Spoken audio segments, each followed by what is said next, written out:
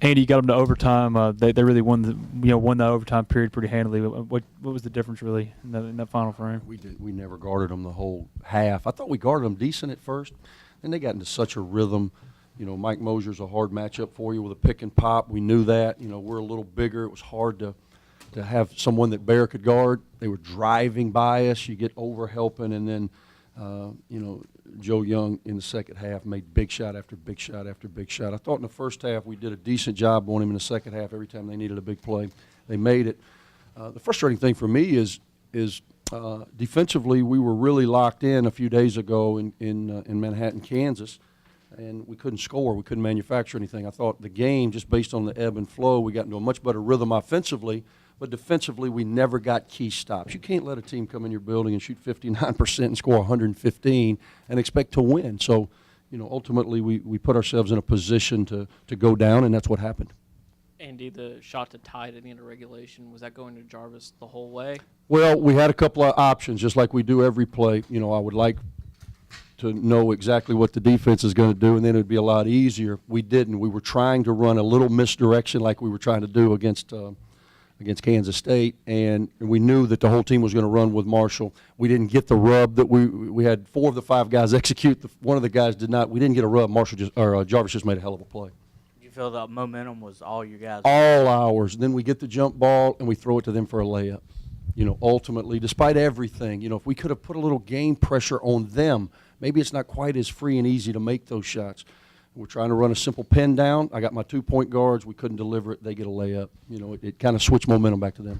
You spoke of that game in Manhattan and, you know, struggle to score points, and then come in here and Marshall has a career high and y'all score 105. Is it really a direct correlation from the offensive inconsistencies with Marshall's kind of both ends of the spectrum? Well, he still shot 27 balls. You know, we're certainly not as efficient as I would have liked to have been. I just think the ebb and flow of the game, you know, each game has a life in and of itself. And today the game was up-tempo. It was free. It was open floor. And we were in attack mode. Despite, you know, them coming in at 13th in the country and averaging close to 90, we didn't want to slow it down. It's not what we do. We want to take what the defense gave us. I thought offensively we did some good things.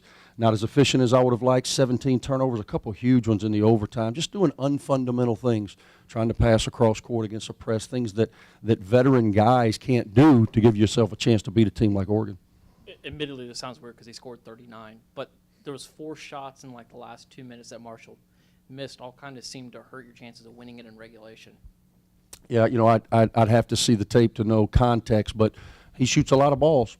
And really the only way to stop him from shooting him is to sit him down. You know, I've tried that a few times here and there, and I'll continue to try that. But he's a guy that's a volume guy. He's been a volume guy from day one. He was a volume guy when I recruited him. I realized that. I try to put him in a position where he can help our team, and he's certainly done that.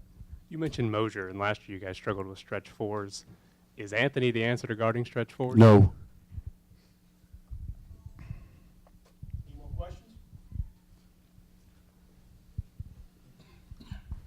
Obviously, this goes down as a loss, but just scheduling in Oregon and playing this type of game, I mean, how do you think it helps you going forward? You know, I appreciate Dana. Dana's got a lot of the Dana almost got a lot of the same scheduling issues as it relates to non-league as I do. Eugene, Oregon, Oxford, Mississippi, not a lot of people lined up to come in here.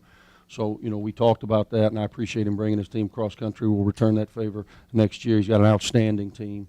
You know, we've certainly in our last 4 games we've had ACC, Big 10, Big 12, Pac-12. That's pretty challenging.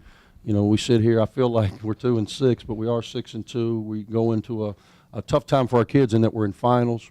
It'll be a little disruption in our routine.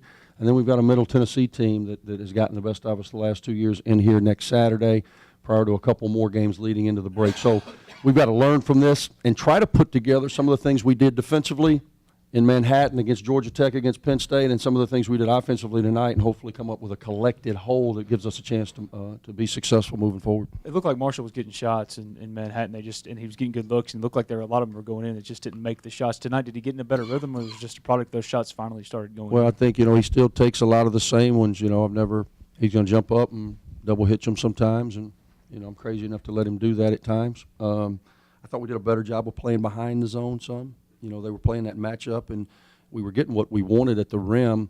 Had a hard time finishing sometimes, and again, our decision-making got away from us at times. Okay, thanks, Coach. Thanks.